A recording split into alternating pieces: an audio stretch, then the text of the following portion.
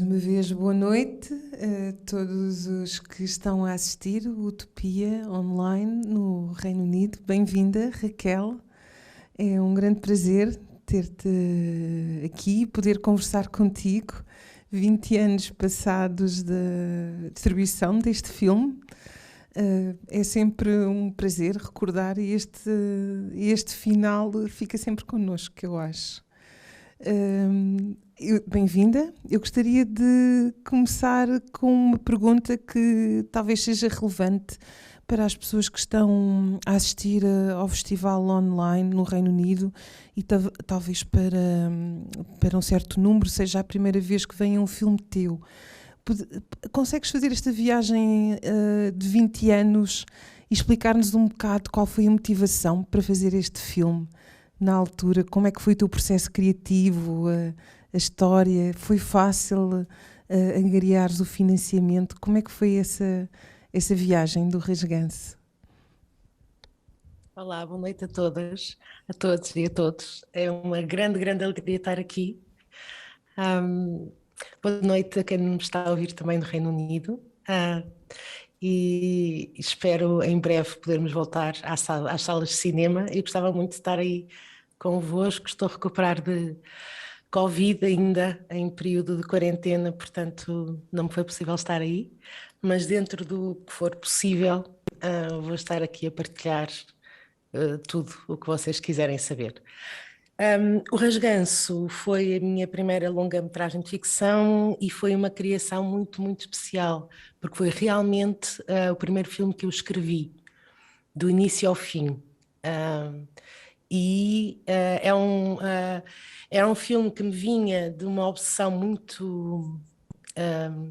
muito grande que eu tinha sobre o mal e a banalização do mal, e sobre o quanto tudo o que eu tinha vivido naqueles anos de universidade me dava uma visão do mundo e de como o mundo estava construído. E naqueles 5 anos, naquele microcosmos que era Coimbra, aquela estufa, como eu dizia, para os verdes anos de uma certa elite da nossa juventude, a que podia, não é? A que tem direito a estudar, a que os pais podem pagar estudos. O que é que eles faziam com esses anos de liberdade? E o que era essa elite? E quais eram os valores que lhes eram dados? Eu própria tinha estado lá, não é? Tinha lutado por uma série de valores e descendia de uma linhagem de mãe e pai e avós, e a minha avó tinha sido a primeira mulher a desfilar em Coimbra a recusar sair de vestido, portanto a querer ter um direito a uma cartola como os homens e a pugnar por uma série de direitos de igualdade. E portanto eu descendia dessa longa linhagem de lutadoras pela liberdade. E quando cheguei à universidade estavam exatamente num movimento no meu país de restrição do acesso das pessoas à universidade. E portanto eu testemunhei isso, mas ao mesmo tempo que testemunhei isso, apercebia-me o quanto nessa luta as pessoas que podiam fazer essa luta eram na sua maioria já em si privilegiadas. Portanto, todas as contradições e de quanto havia sempre muitos lados da história e de quantas forças oprimidas, e muitas eram, e as minhas experiências em Coimbra foram múltiplas, o ter sido eleita pelos meus pares, pelas minhas colegas, não é? Como a sua representante durante 3 anos, com maioria absoluta, contra um governo na altura de Cavaco, que se opunha a nós muito fortemente, foi um ato de resistência, não é? de guerrilha, e isso deu-me uma grande capacidade de sonho. Portanto, quando eu lá estava, ao mesmo tempo, imbuída, como estamos quando somos muito jovens, desse espírito quase de missão, não é? De mudar o mundo e de utopia, profundamente envolvida no que estava a fazer, nesse sonho, já ia tomando os meus apontamentos e já ia guardando as pequenas histórias e todas as complexidades que haviam e os paradoxos que há de quereres ser feminista, antirracista, viveres numa república como eu vivi, só de mulheres, antipraxe, noutra que era uma república só de pessoas que tinham vindo da África, portanto estudantes na altura do que chamavam os PALOPs, e eu fui a primeira e única mulher e pessoa branca a viver lá. Portanto, vivi com uma série de pessoas que eram minorias dentro daquela minoria que era uma elite, que era a elite de Coimbra. E realmente apercebi-me que tinha ali colegas meus que me disseram logo no início, né, então fui estudar Direito, que estavam lá para aprender como dirigir o país. E isso eu percebi, Coimbra era uma espécie de incubadora. E nesse sentido, tudo o que é um país, no sentido de hierarquia de poder, encontra-se lá. Portanto, quando eu quis escrever o meu primeiro filme, foi obviamente que foi ideal, porque tinha o meu microcosmos perfeito, que eu conhecia muito bem, não é? Por dentro e por fora. E pareceu-me ser exatamente o sítio onde eu podia escrever sobre tudo. Sobre toda a violência inerente a isso. E é um filme tão violento que até há quem tenha a coragem de amar, porque não há só monstros, não é? E até os monstros precisam de amigos, não é? Pronto. Ninguém é... já aí no meu cinema nunca há super-heróis, ninguém é anjo ou demónio, há sempre essa complexidade. E portanto no processo criativo começou pela escrita de histórias, sempre, com os sonhos, com a escrita de histórias, com os cadernos, e depois eu estava a fazer estágio de realização com o Paulo Rocha, no Rio do Ouro, e recebi o meu primeiro computador para escrever, o meu primeiro portátil, que ele tinha e não usava, portanto ele deu-me, e comecei a escrever nele, e em muito pouco tempo tinha tudo escrito. A primeira pessoa a quem eu mostrei foi o Vasco Pimentel, que disse que gostava imenso, não era? Mas depois disse que eu tinha uma cena enorme, que era um grande diálogo, uma coisa assim qualquer, e que aquilo era um grande disparate. E fiquei zangadíssima, do alto da minha arrogância e soberba, zanguei-me imenso com eles, que eu não percebia nada de cinema. E que eu já sabia exatamente o que é que eu ia fazer naquela cena, nem sabia, pronto. Mas na altura ainda não sabia como escrever, e ele só estava a apontar-me isso com muita bondade. Houve, portanto, pessoas importantes no meu processo criativo, Paulo Rocha, Vasco Pimentel, Isabel Ruth, pessoas com quem eu trabalhei diretamente, e para além do que eu falei, não é? Portanto, eu estava a criar uma ficção sobre um mundo que eu conhecia profundamente e que para mim era uma metáfora do que era o Portugal, do que era o meu país. E todas as violências inerentes também, podemos falar disso depois. Mas, para além disso e das pessoas que foram tendo influência nesse processo, houve uma influência muito, muito grande, que foram os encontros artísticos que eu fiz aqui em Lisboa. E isso foi fundamental. E foi no teatro, e na performance, e na dança. E aí encontrei a minha tribo, que são as pessoas que entram, o meu grupo de amigos que entram e que estão no filme. E com os quais ensaiei durante 6 meses, para os quais escrevi as personagens, mas eu escrevi as personagens para aquelas pessoas. E isso foi muito importante também no processo criativo, claro. E na altura esta primeira obra foi tão... eras tão jovem quando fizeste uma ficção, e nós já falamos muito ao longo deste festival, outras realizadoras comentaram às vezes sentirem que existem barreiras invisíveis, principalmente para as mulheres realizarem ficção, longas de ficção. Tu sentiste algum tipo de pressão, que tinhas que dar mais, que tinhas que fazer mais por ser uma jovem mulher realizadora nesse momento? Sentiste que tiveste que ultrapassar, ou no teu papel como líder, que tinhas que ser diferente talvez do que seria se tu fosses um homem na mesma situação? Nesse início da tua carreira sentiste alguma barreira, ou a juventude protegia-te e com o entusiasmo de fazer um filme não sentiste isso tanto nesse primeiro filme? Senti sempre, senti em todos. Antes disso, na curta-metragem, eu lembro-me, e eu tinha muito cuidado, e tenho até hoje, na escolha das pessoas. E faço questão de escolher as pessoas da minha equipa pessoa por pessoa, assim como se alguém entra, como no Rasgança, em que houve o que chama uma figuração massiva, toda a gente queria entrar no filme. E mesmo assim, eu vi com as pessoas com quem estava a fazer essa realização, pessoa a pessoa, sempre tive esse cuidado. Mas logo no início, no Rio Vermelho, na minha curta, que eu estava a produzir, A pessoa, a Sara, a atriz, estava grávida, tivemos que filmar mais cedo, que eu percebi, estava a filmar, percebi que o bebê ia nascer e, portanto, tive que antecipar as filmagens. E o assistente maquinista do Pichel, já não está entre nós, um grande maquinista, não pôde e foi outra pessoa. E foi um jovem. E quando eu estava lá a abrir a carrinha para pegar na Pantera, porque nós íamos pôr uma Pantera em cima, que eu ainda por cima ia operar, porque o Paulo Abreu, na altura, o diretor de fotografia, ainda não tinha chegado, portanto até ia ser eu que ia operar a Pantera, diz, miúda, tira daí a mão que isso não é para ti. Portanto, isto logo assim a começar às 4 da manhã, na Ribeira, logo, pronto. Aquilo correu logo mal, ele depois pediu desculpa, e claro, e foi logo o Pichel que obrigou a pedir desculpa, e pronto. Mas senti sempre, não houve um momento em que não tenha sentido. E acho que se as minhas colegas dizem que não sentiram, é porque lhes é mais confortável e eu compreendo que toda a gente tenha que dizer coisas para dormir bem à noite.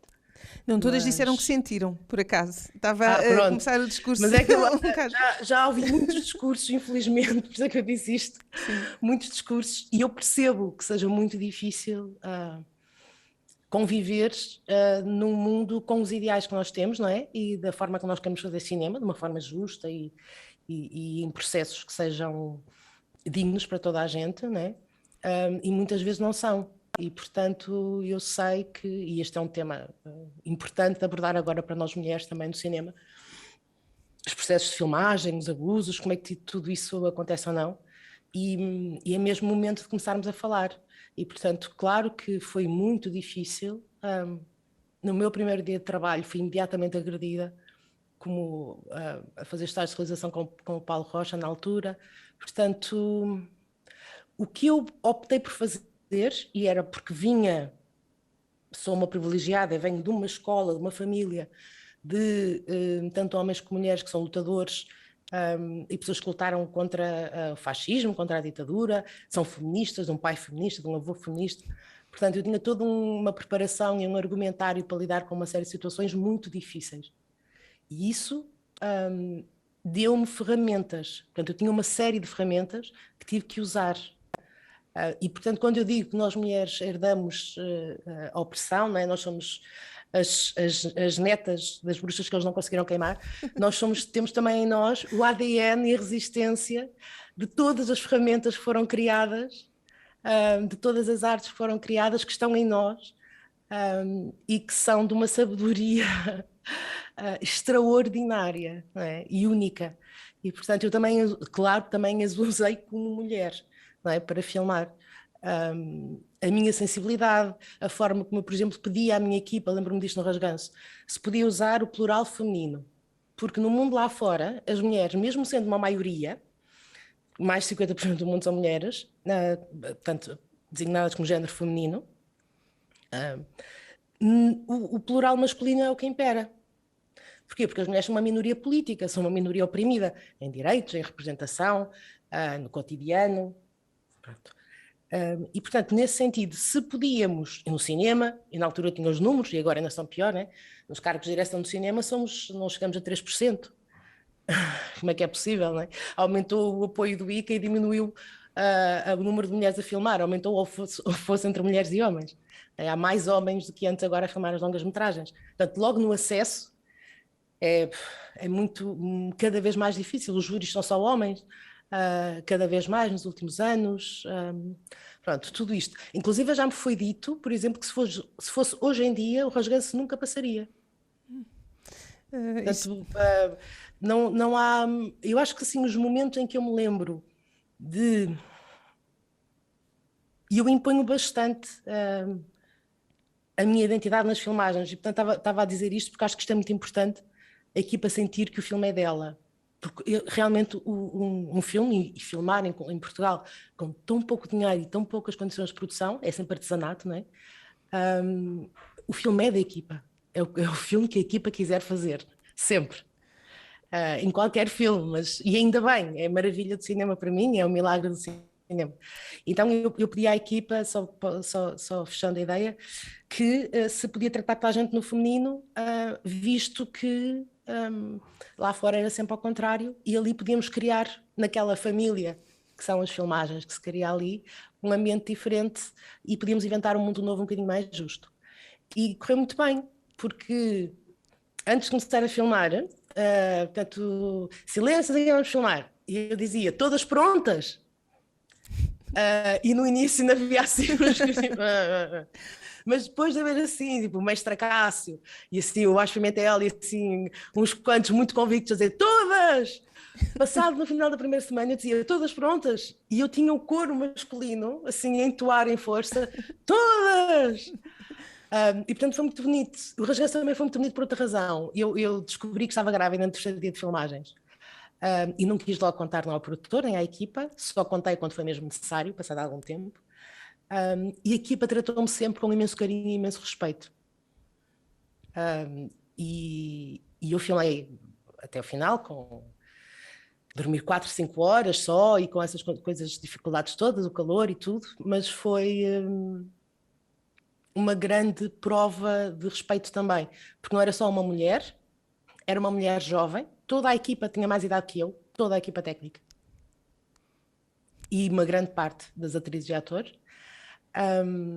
E grávida, pela primeira vez. Portanto, assim, a descobrir em plena filmagem. Portanto, era assim uma grande surpresa. E mexia nas caixinhas todas.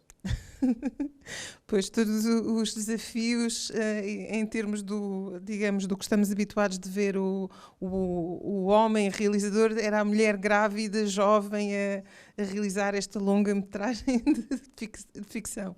Ainda tinha uma outra dupla camada. Não sabia disso, Raquel, mas acho incrível esse lado.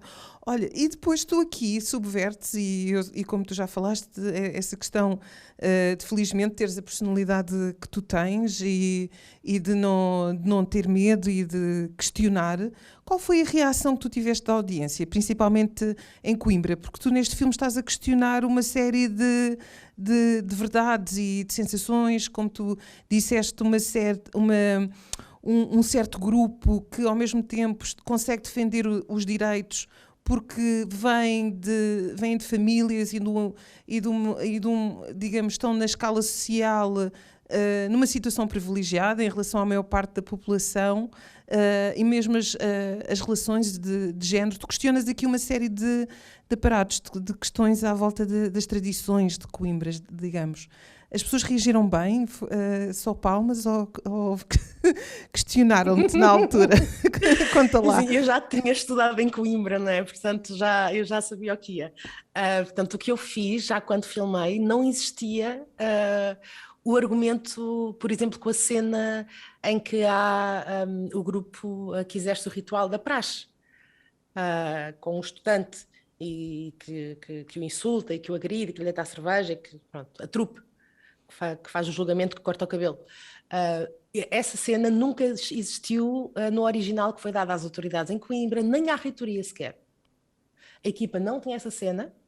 Essa cena foi ensaiada em Lisboa e foi o grupo que está à volta, são tudo atores de Lisboa que vieram de propósito para essa cena, com exceção do Miguel Moreira, que já lá estava, que era um dos que fazia sempre do grupo de amigos, que era o encenador de teatro também, que é o encenador de teatro Miguel Moreira.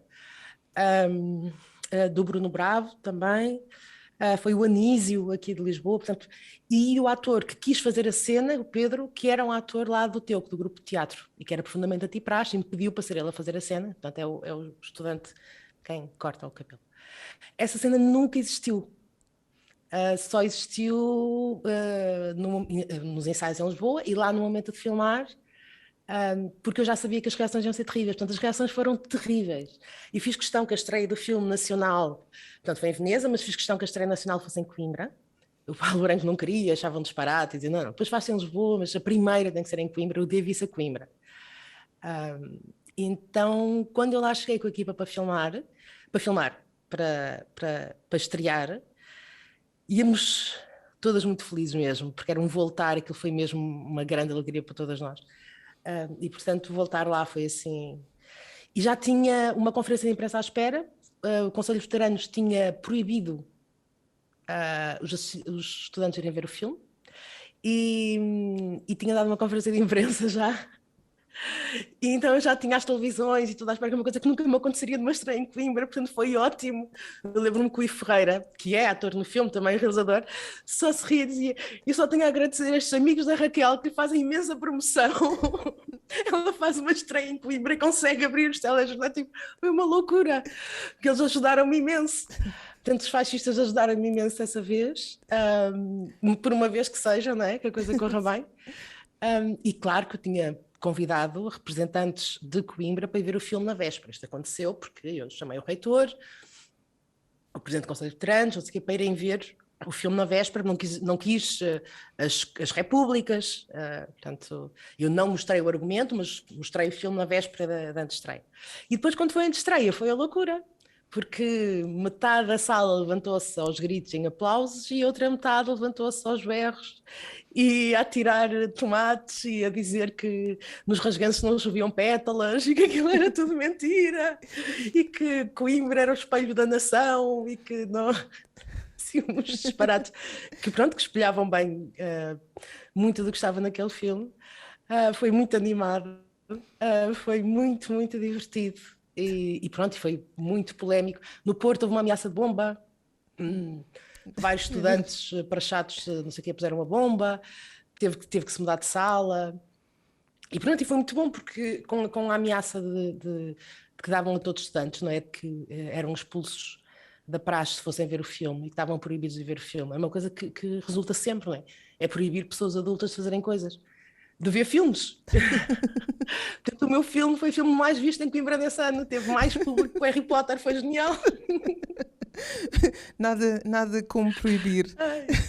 Eu tenho mais algumas perguntas para ti, mas gostava só de saber se existe alguém aqui na audiência no cinema que tem alguma pergunta ou se estão bem continuar a ouvir-nos a conversar.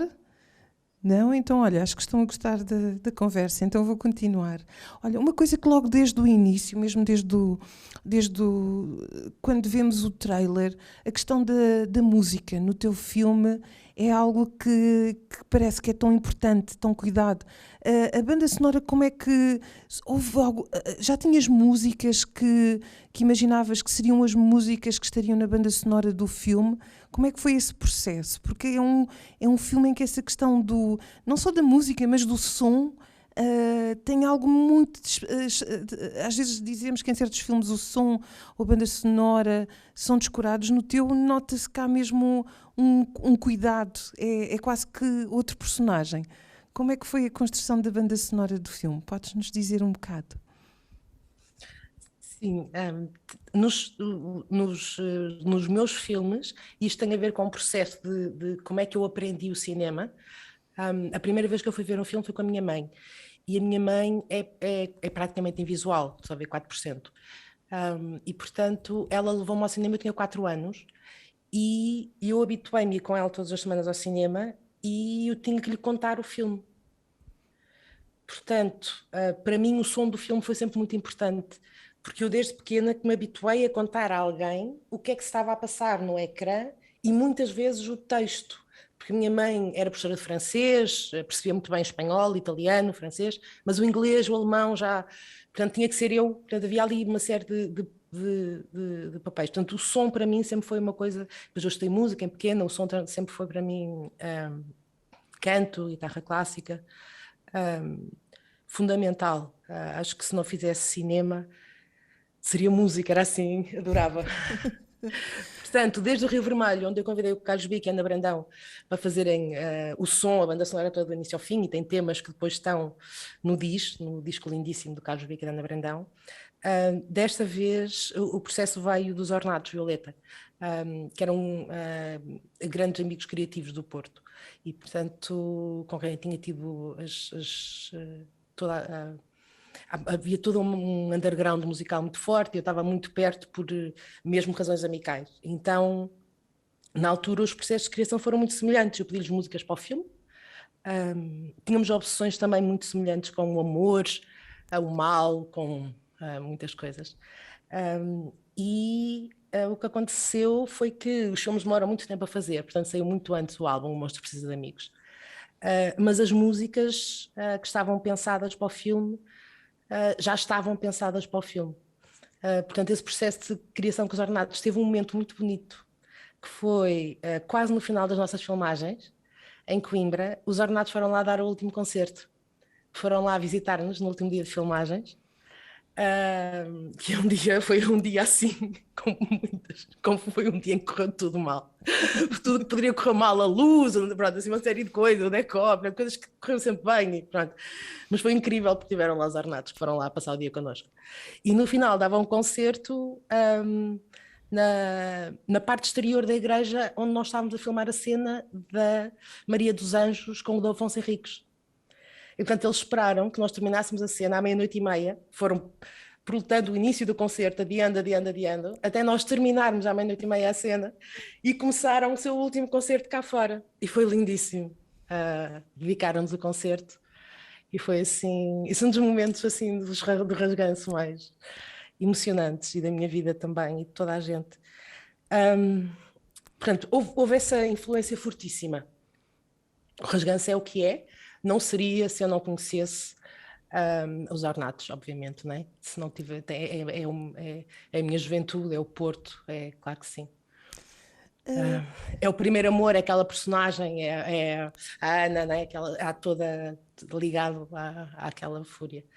E depois há outros sons também muito importantes, desde as músicas de Coimbra daquela altura, não é? Que me vêm exatamente aí da minha tradição familiar. Os meus pais estiveram em repúblicas, fizeram parte das greves estudantis, conheceram-se lá, apaixonaram-se lá, casaram passado 9 meses, a crise estudantil 69.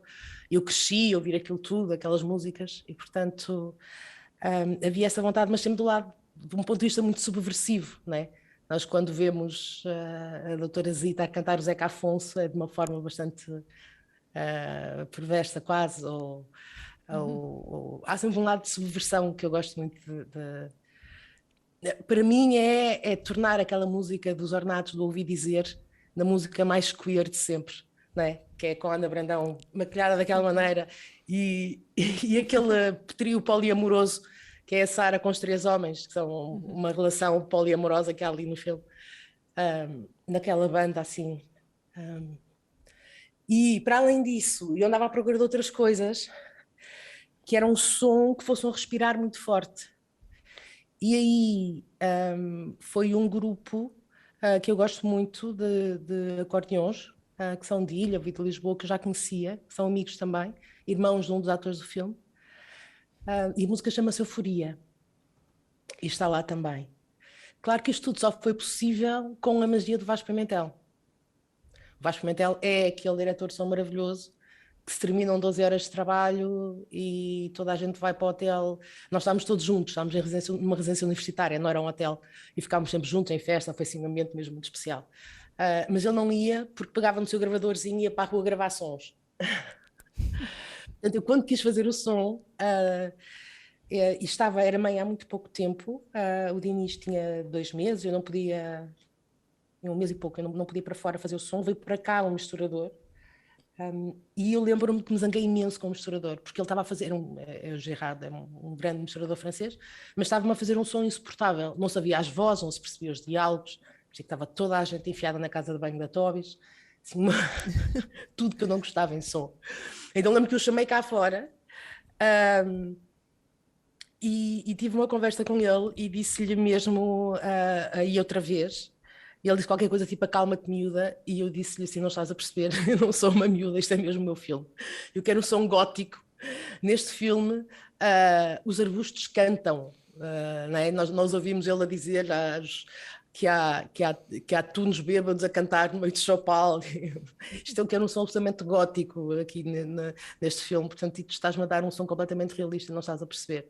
Portanto, até aí foi uma luta, e disse-lhe assim, olha, se não percebes vais-te embora, e eu misturo isto sozinha com o Vasco Pimentel, mas não preciso de ti. Até aí foi uma luta, mas foi uma luta sempre muito feliz, porque há muita gente que me diz, por exemplo, que ouve o filme. Sim, que o filme é uma delícia, que se ouve do início ao fim, que está em casa às vezes e que ouve o filme, só pela que adora. E pronto. E depois nós temos um cuidado com o som, sei lá, a ideia de que o Edgar é um fantasma e de que ele que se cria a ele próprio a imagem do amor para cada uma daquelas mulheres. Nós alteramos a voz do ator neste caso e alteramos-la com um nível de precisão, fazendo-la cada vez mais grave para cada uma das mulheres. Portanto, há uma série de delícias de som e de nuances e de... O Ricardo Abel foi excelente, foi incrível nesse trabalho. E portanto, o Vítor Alves também, que infelizmente já não está entre nós, que foi um excelente assistente de montagem e editadora de filme também. E portanto houve um trabalho de muito cuidado de som e fico muito feliz. Tenhas notado também. Sim, sem dúvida. Raquel, tu em ti sentimos sempre essa força e, como tu disseste, às vezes há um certo envergonhar, principalmente em Portugal, em relação a ser feminista, em assumir perspectivas políticas e tu sempre, me pareceu que nas tuas entrevistas, sempre que intervens, não tens pudor nesse campo e que isso está muito presente no teu trabalho. Podias falar agora um bocado em relação àquele trabalho que tu fizeste, à série de episódios sobre mulheres, como é que isso surgiu e porque é que para ti foi importante fazer esse trabalho e a representação daqueles retratos tão diversos do que é ser mulher em Portugal? Olha, esta necessidade veio de uma coisa muito concreta que foi, eu tentei por várias formas voltar a fazer ficção e até agora não consegui, ou seja, consegui dinheiro no exterior, em França, e não consegui em Portugal, que depois me impossibilitou de fazer. E isso interessou-me muito. E quando me apercebi ao trabalhar em documentário, porque em documentário eu consegui dinheiro em França suficiente para continuar a filmar, e depois vinha sempre a Portugal trabalhar e contratava sempre mulheres e mais jovens, a quem queria dar a oportunidade de trabalharem, que estava a ser às vezes até mais difícil para elas entrar, passarem de assistente de produção a realizadoras, quando elas tinham estado para ser realizadoras, e que os homens passavam sistematicamente à frente, em tudo que eram lugares de comando. Apercebi-me que realmente havia um trabalho de investigação mais forte a fazer aqui em relação a porquê, não só no cinema, que era o meu campo, não é? Aí eu sentia, mas a democracia, 25 de Abril não chegou ao cinema, continua a ser um grupo de elite que tem acesso a fazer cinema e depois uma série de exceções, felizmente ainda existem. Mas porquê é que isto acontecia no nosso país e se realmente o que é que tinha mudado? Isto porquê? Porque eu, como disse, venho de uma família de matriarcas, de mulheres feministas e homens feministas, e ao longo da minha vida tive um livro que foi sempre constante e que me foi dado pelas minhas avós, que era As Mulheres do Meu País, da Maria Lamas, e sempre foi contada a história dela, de que ela era uma jornalista, uma grande lutadora, e quando fez uma exposição aqui em Lisboa, com as mulheres a trabalhar e o que elas faziam, da Jardim da Surgia a tocar e com as do Alentejo, as ceifeiras, tudo, o Salazar cortou, proibiu a exposição, proibiu-a de trabalhar e tentou veicular a ideia de que a mulher era a bela e recatada do lar. Ora, mais ou menos isto aconteceu-me em algumas atas do ICA que eu fui tendo ao longo destes anos. Eu fiz um filme sozinho, em autoprodução, e quando pedi dinheiro ao ICA para terminar, foi-me dito qualquer coisa como não interessava mulherzinhas aos saltos, ou filmes com mulherzinhas aos saltos. Que foi uma coisa que me deixou... 2014. E portanto... E outras coisas do género, dizendo que as minhas personagens não existiam, o que eu fazia não era cinema... e temos muito pena, tenho mesmo pena que haja cada vez uma visão mais reduzida do que é que são as personagens. Qualquer dia a história de cinema português vai ser a história dos betos em Portugal. Já não se aguenta, as personagens são todas betas. Tipo, não. Pronto. Portanto, contra esta ideia da bela e da recatada do lar que o Salazar impôs, a Maria Lamas pegou na sua equipe de mulheres e foi pelo país fora fotografar. Ela é uma fotógrafa importantíssima, das 20 fotógrafas mais importantes, mulheres, foi reconhecida agora há pouco tempo em Paris, e faz um retrato do que é ser mulher em Portugal, com todas as suas, ou seja, na interseccionalidade de todas as suas opressões, não é?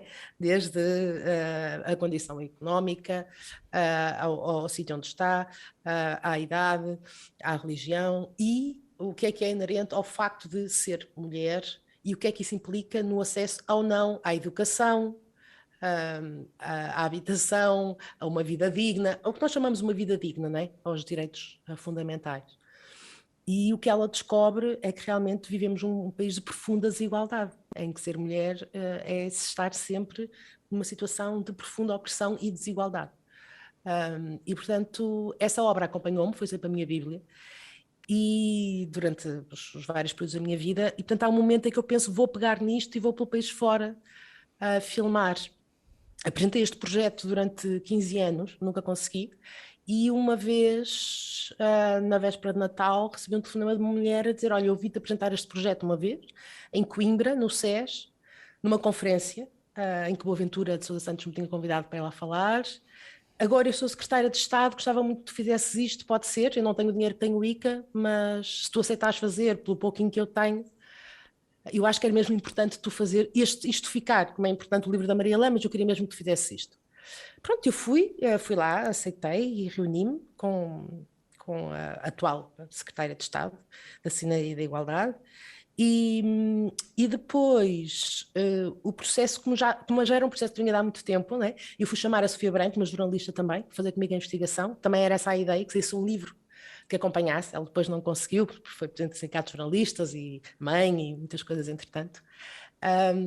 E o processo vem daí, a história vem daí. Como depois as personagens surgiram, todas estas mulheres surgiram de formas diferentes. E surgiram ativamente da minha vida e da minha vontade de as filmar. Algumas delas já há muito tempo. A Alice, que está, por exemplo, atrás de mim, né? A Alice Azevedo, aqui no cartaz, são dos cartazes do filme. E portanto surge o filme Mulheres no Meu País. A Alice Azevedo, eu estava há 3 anos a fazer um filme com ela, a escrever um projeto sobre como é ser trans em Portugal.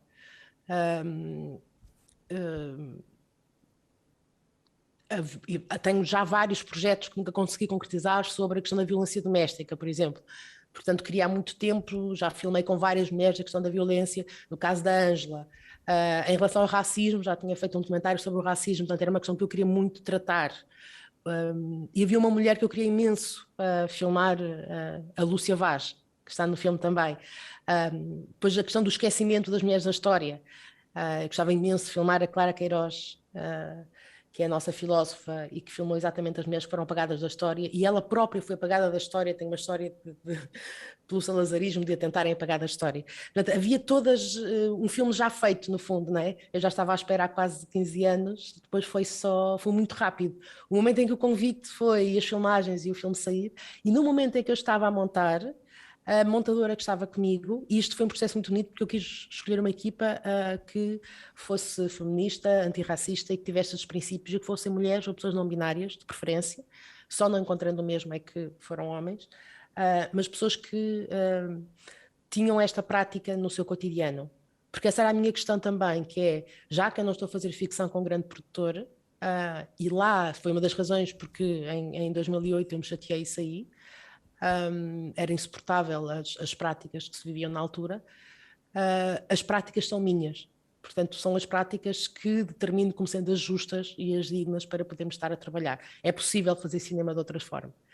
E nesse sentido, a Rita Pestana, a minha montadora, mostra uma coisa que tinha visto, uma coisa racista horrível que tinha acontecido na RTP no dia anterior em prime time. E olho para aquilo e pensei, espera aí, na altura estavam a falar de rasganço, eu não sei o quê, tinha tido mais uma nega do bico, uma coisa qualquer, eu pensei, espera aí, o meu público já não vai ao cinema, o meu público do rasganço, o meu público vai ver a RTP Play, se eu tiver lá as coisas, numa plataforma da net, e vai ver isto na RTP, porque a RTP, eu que não tenho televisão em casa, tenho um computador e vejo a RTP Play, assim, não sei o que, vejo, portanto, o meu público vai ver isto noutras plataformas, o cinema está a existir hoje em dia noutras plataformas. E, portanto, o que eu fiz foi ligar à Secretária de Estado e disse, afinal, para além deste filme eu quero fazer mais 3, porque eu tinha tido pouquíssimo dinheiro para filmar, tinha filmado 24 horas com cada uma das mulheres, era pouquíssimo, e liguei ao diretor da RTP, que eu não conhecia de lado nenhum, mas que me atendeu, e disse, olha, eu preciso de dinheiro para fazer isso, e ele disse, olha, não tenho muito, mas tenho isto, assim, então pronto, juntei os dois bocadinhos e fui filmar cada uma daquelas mulheres mais 2 dias da vida delas. E, portanto, o que nós temos na trilogia, nas histórias das mulheres no meu país, é exatamente a história de cada uma delas. O que nós temos no filme é a história de que é ser mulher neste país através da voz de todas elas. O filme ainda não estreou, não é? Teve só uma antestreia, mas eu estou muito ansiosa que estreie, porque é outro objeto completamente diferente. Mas a minha vontade, a minha necessidade era mesmo dar voz a estas mulheres.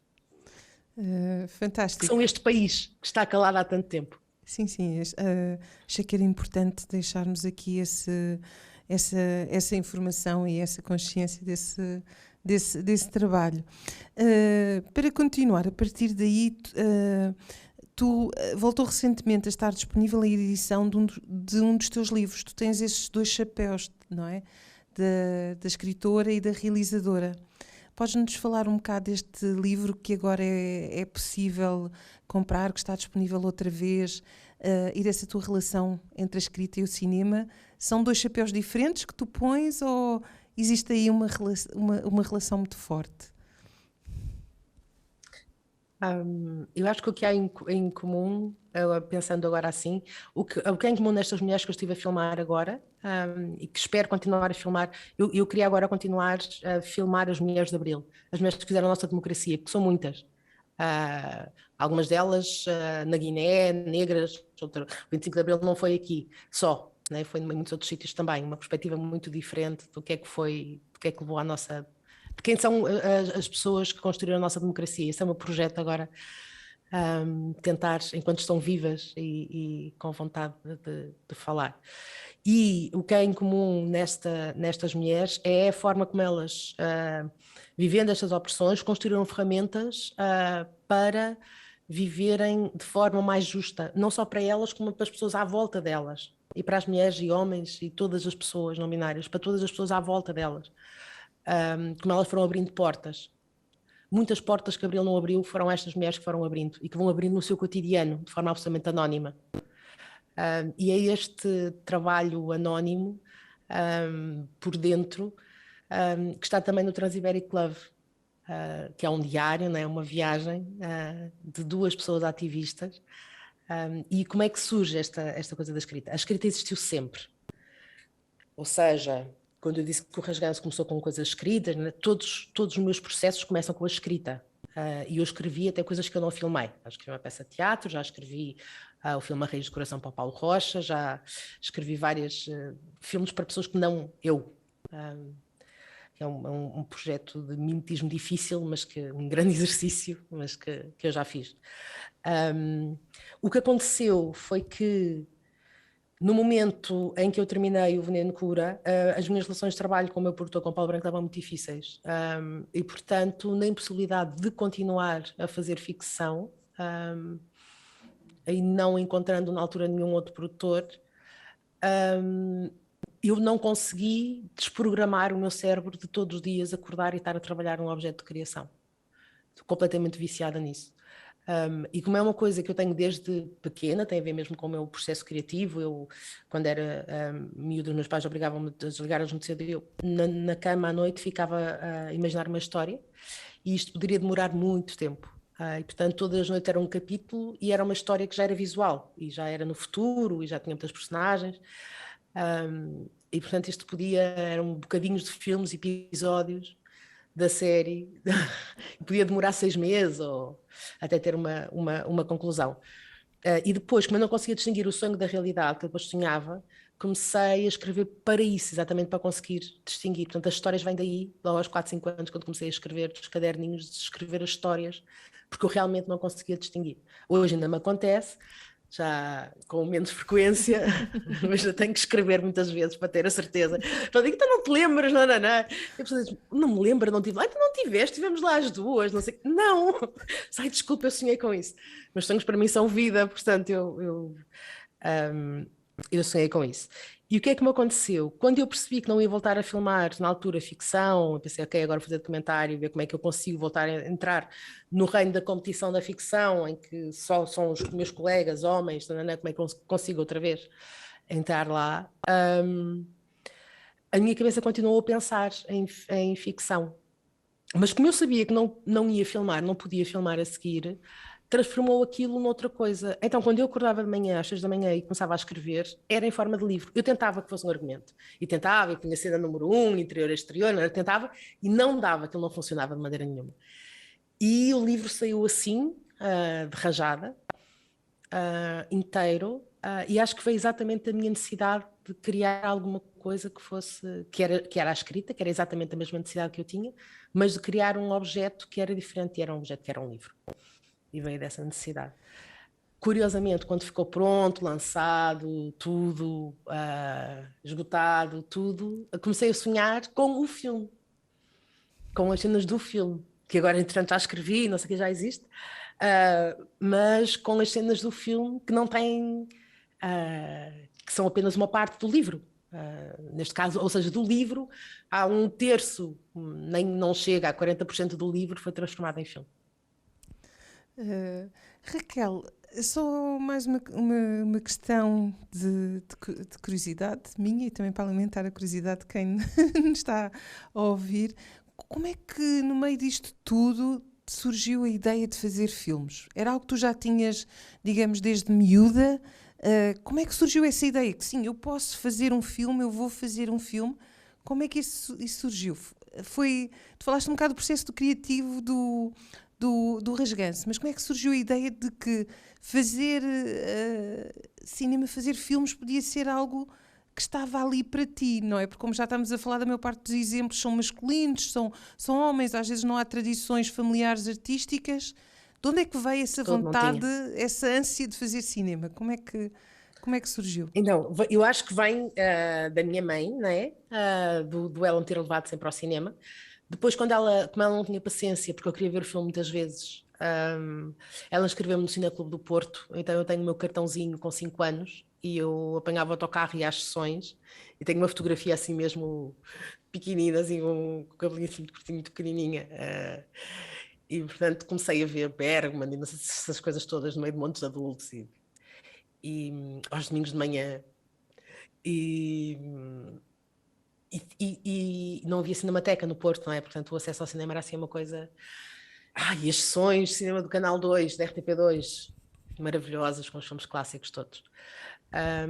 Mas era-me constantemente dito que ser artista não era para mim, não havia artistas na família. Portanto, isso era uma coisa muito...